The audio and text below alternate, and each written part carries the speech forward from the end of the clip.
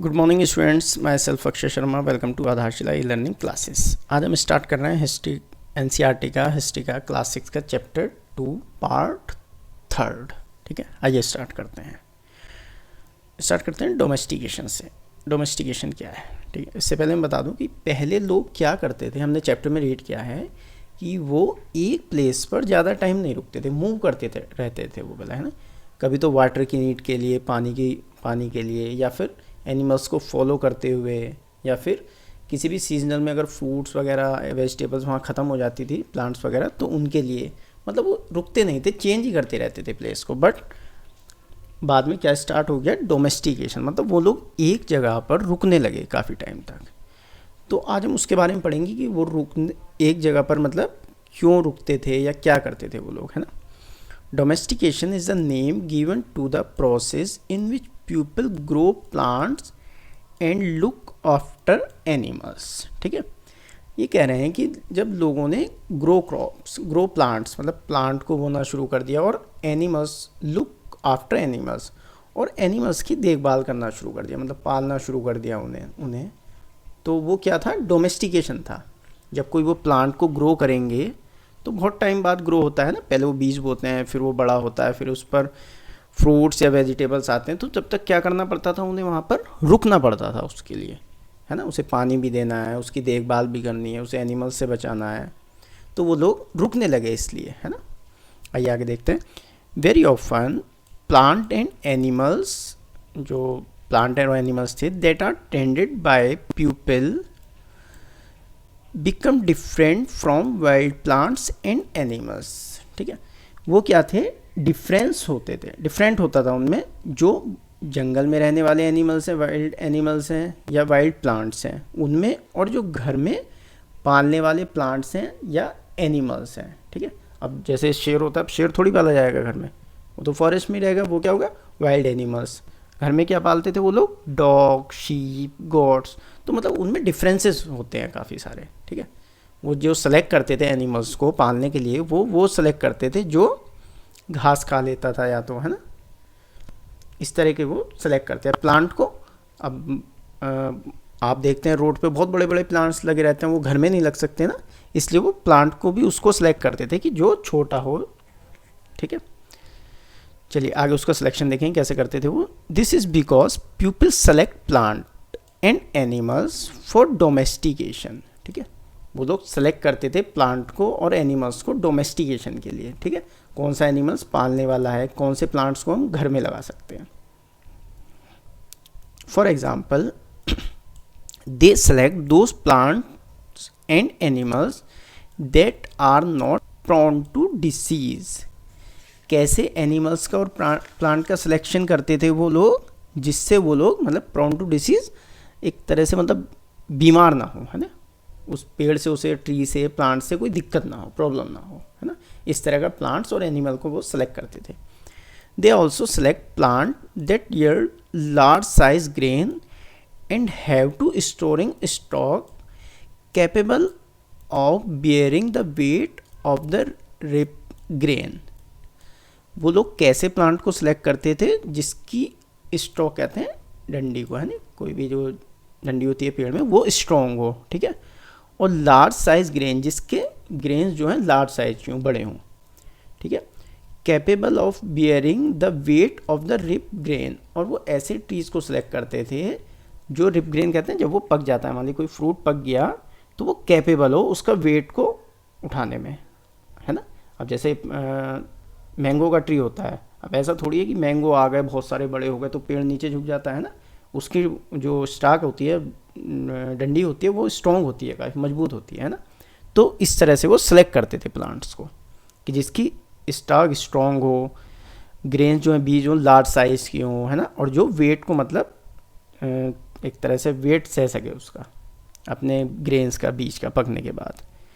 Seeds from selected plants are preserved and sown to ensure. वो लोग plants के seed को भी सेव करके, सर्व करके रखते थे, अपने प्रिजर्व करके रखते थे।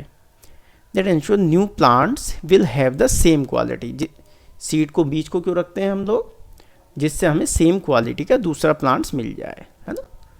क्योंकि मान लीजिए किसी ट्री का हमने उसके सीड को रख लिया, बीज को रख लिया, तो जब हम उसे बोएंगे तो उससे हमें उसी तरह का प्लांट्स मिलेगा फिर। ठीक है, आइए नेक्स्ट आगे देखते हैं। पहले ये पिक्चर देख लेते हैं। ये जो है टीथ हैं, ठीक है, दोनों एक ही मतलब एक ही तरह के एनिमल्स के सीड है, बट डिफरेंसेस क्या है? जो ये छोटा वाला टीथ है ये तो क्या है, एक तरह से मतलब जो घर में पालते हैं उस एनिमल्स का है, ठीक है, और ये वाला जो सीड है ये है वाइल्ड एनिमल्स का जो जंगलों में रहते हैं। ये कह रहे हैं मतलब उसमें भी डिफरेंसेस हो जाते हैं उनके टीथ में भी। जो घर में रहता है उसके टीथ छोटे रहते हैं और जो एनिमल्स फॉरेस्ट में रहते हैं जंगलों में उनके टीथ बड़े होते हैं, क्योंकि वो नॉन वेज वगैरह सब खाते हैं, है ना, तो उनके टीथ मतलब इंक्रीज होने लगते हैं, बढ़ने लगते हैं। आइए आगे देखते हैं। Amongst animals, those that are relatively gentle are selected for breeding. वो लोग क्या करते थे, एनिमल्स को सेलेक्ट करते थे, कैसे को, जो ब्रीडिंग हो, मतलब जो इंक्रीज होते रहते हैं, बढ़ते रहते हैं ना, उनको। As a result gradually domesticated animals and plants become different from wild animals and plants. ऊपर भी आया था ये, ठीक है, वो लोग ऐसे प्लांट्स एनिमल्स को सिलेक्ट करते थे, पसंद करते थे जो उनसे डिफरेंट्स हो, किनसे? जंगल में वाइल्ड एनिमल्स और प्लांट्स से। For example the teeth and horns, horn सींग को कहते हैं ना, टीथ दांत को, of wild animal are usually much larger than those of domesticated animals. ये कह रहा है कि वाइल्ड एनिमल्स के जो टीथ और हॉर्न्स होते हैं वो डिफरेंसेस होते हैं, लार्ज होते हैं, बड़े होते हैं, किससे? डोमेस्टिकेटेड एनिमल्स से। जिन्हें हम पालते हैं उनके छोटे होते हैं, जो वाइल्ड एनिमल्स होते हैं उनके टीथ और हॉर्न्स बड़े होते हैं, है ना।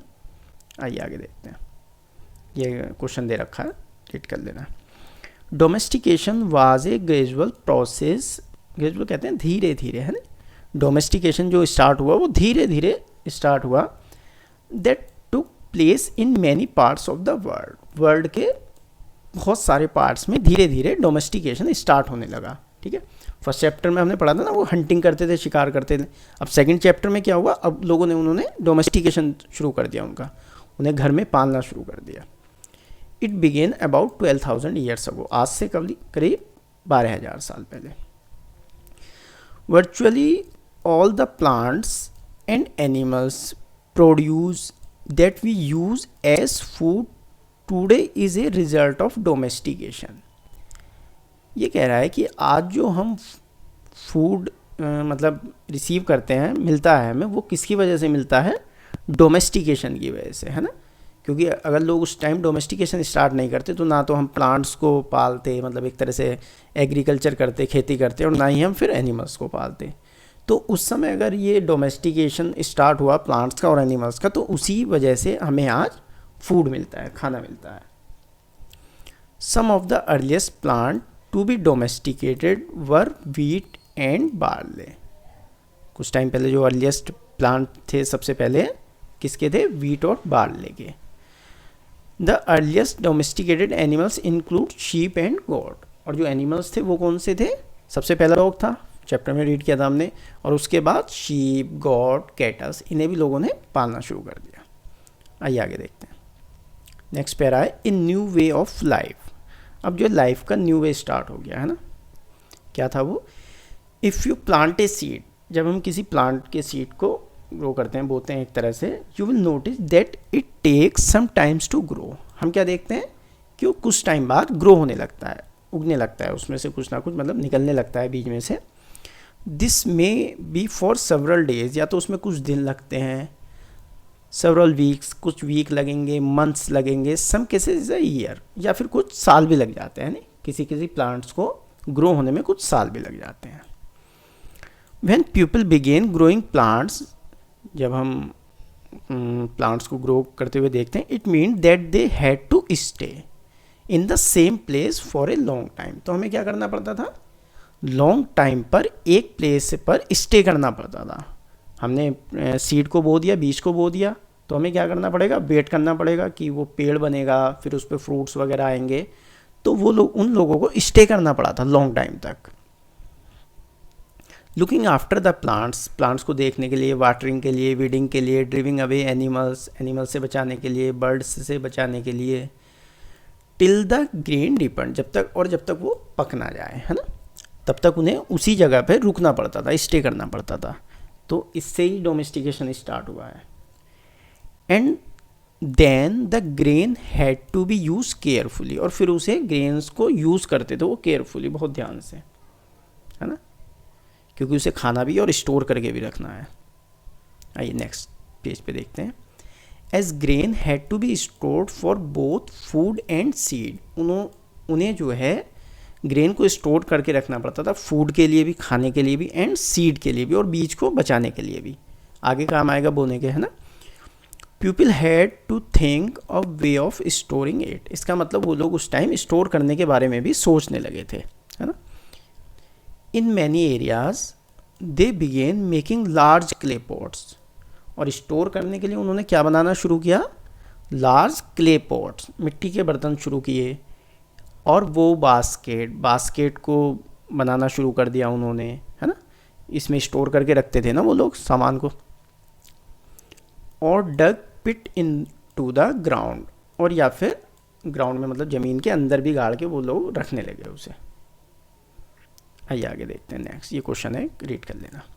स्टोरिंग एनिमल्स, पहले पैराग्राफ में पढ़ा क्या स्टोर करते थे वो लोग, सीड को स्टोर करते थे, बीज को स्टोर करते थे, है ना। इसमें क्या आया, स्टोरिंग एनिमल्स, एनिमल्स को भी स्टोर करने लगे वो लोग, रखने लगे या पालने लगे, है ना। एनिमल्स मल्टीप्लाई नेचुरली, एनिमल्स क्या होते हैं, बढ़ते रहते हैं धीरे धीरे।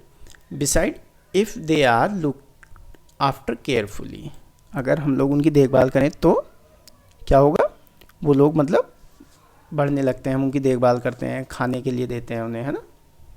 तो ऐसे उनकी मतलब लोग जो है देखभाल भी करने लगे, एनिमल्स को केयर करने लगे उनकी। दे प्रोवाइड मिल्क, क्यों केयर करते थे, क्योंकि उनसे प्रोवाइड होता है क्या, मिल्क, दूध मिलता था उन्हें। Which is the important sources of food, और ये क्या हो गया, इम्पोर्टेंट सोर्सेज हो गया फूड का और मीट का, ठीक है। एनिमल से क्या मिला उन्हें, मिल्क मिला और फूड मिला। When ever required, in other words, ये कहना है हम अदर वर्ड्स में क्या कह सकते हैं, animals that are reared can be use as a store of food, कि लोगों ने क्यों स्टोर करना शुरू किया, एक तरह से वो उनका फूड था, इसलिए उन्होंने उसे पालना शुरू किया, है ना, एनिमल्स को। ये कह रहा है a part of food, what are the other things of, और क्या क्या मिल सकता है मतलब एनिमल्स से, है ना। What are the animals use for today, आज हमारे मतलब क्या यूज़ है एनिमल्स का। आइए नेक्स्ट देखते हैं। Finding out about the first farmer and हर्डर, अब हम बात करेंगे अर्लीस्ट फार्मर की और हर्डर्स की। ये क्या है, टर्न टू द मैप 2, उसके लिए मैप 2 देखना है, पेज नंबर 13 पे है। You will notice A number of blue square, आइए चलिए मैप देख लेते हैं एक बार, है ना।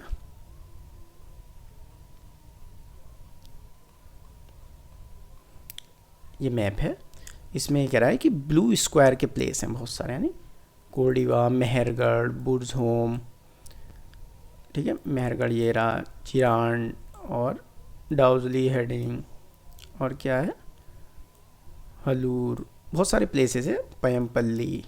ये कह रहा है जो स्क्वायर ब्लू स्क्वायर वाले हैं उन्हें अपना देखना है मैप में। आइए देखते हैं फिर उससे आगे।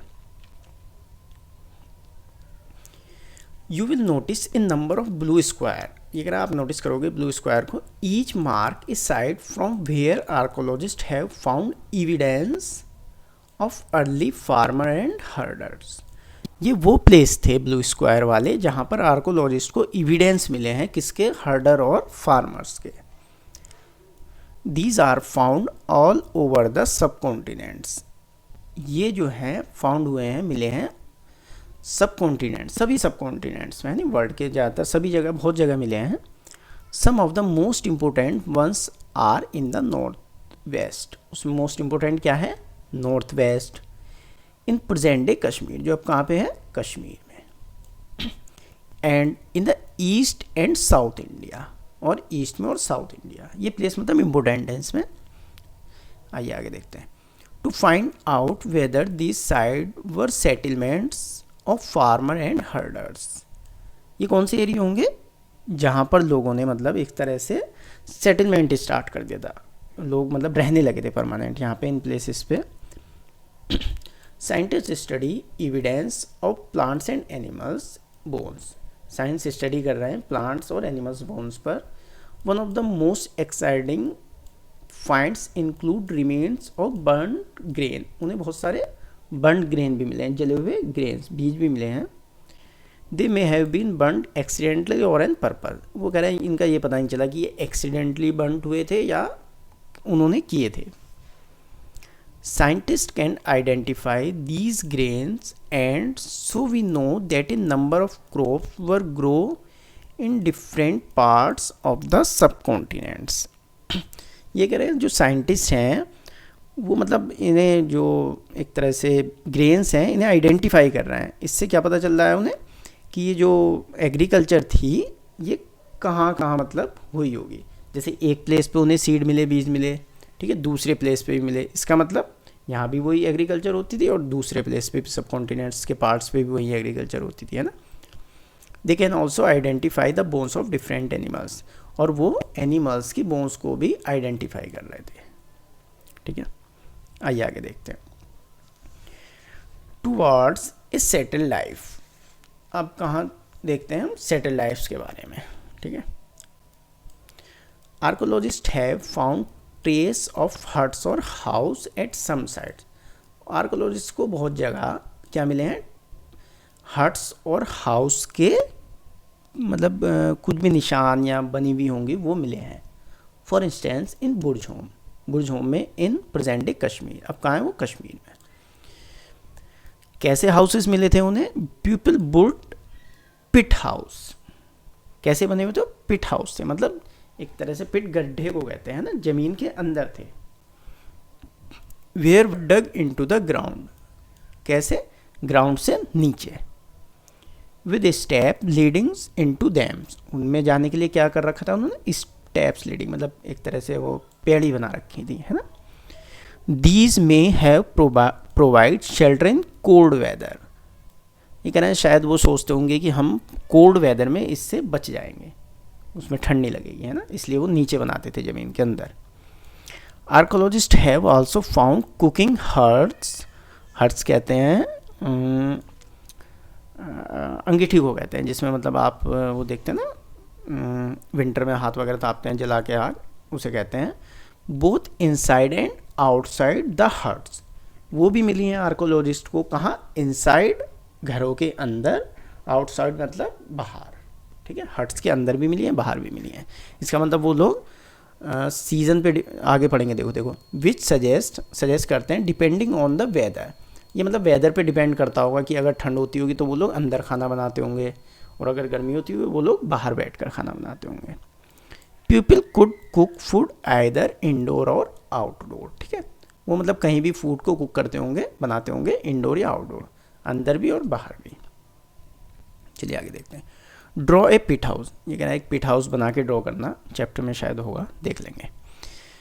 Stone tools have been found from many site as well as, stone के टूल्स भी मिले हैं बहुत जगह पर, ठीक है, बहुत सारी जगह पर। Many of these are different from the earlier palaeolithic tools and that is why they are called neolithic. ये दो पीरियड के बारे में बात कर रहे हैं, तो पैलियोथिक और न्योलोथिक। ये कह रहे हैं दोनों के टूल्स में क्या था, डिफरेंट था, डिफरेंसेस था बहुत सारा, है ना। पैलियोथिक टाइम के टूल्स कैसे थे, हमने चैप्टर में रीड किया था, बड़े होते थे काफ़ी, है ना। न्योलिथिक पीरियड में क्या हो गया, उनका साइज जो है टाइनी हो गया, धीरे धीरे हम छोटे टूल्स बनाने लगे। तो इनमें क्या था, डिफरेंसेस थे टूल्स में भी, इससे उन्हें पता चला होगा कि ये टूल्स जो है पैलियोथिक पीरियड का होगा और नेक्स्ट टूल जो है न्योलिथिक पीरियड का होगा। These include tools that were polish to give a fine cutting edge. Neolithic period के टूल्स कैसे होंगे, शायद वो कह रहा है कि उन पे पॉलिश हुआ था और फाइन कटिंग है, और जो उनकी जो कटिंग हुई हुई थी स्टोन की वो बड़ी फाइन थी, मतलब अच्छी थी cutting. And Motors and pastels, motor pastels क्या कहते हैं, उसे कहते हैं, आप देखते हैं ना वो कूटने का होता है, विलेज में यूज़ होता है, आज भी मूवी में दिखाते हैं, उससे पीसते हैं खड़े होकर, बहुत बड़ा होता है, उसे जैसे ओखली होती है ना एक टाइप की, इस तरह का होता है मोटर एंड पेस्टल, ठीक है। यूज टू ग्रेडिंग ग्रेन्स, वो क्या काम आता था, बीज को पीसने के काम। एंड अदर प्लांट प्रोड्यूस, और भी बहुत सारे यूज़ थे उसके, यानी प्लांट से। Mortars and pestle are use to grinding grains even today, वो कह रहा है आज भी वो यूज़ होता है, ग्रेडिंग ग्रेन्स मतलब बीजों को पीसने के लिए आज भी लोग यूज़ करते हैं।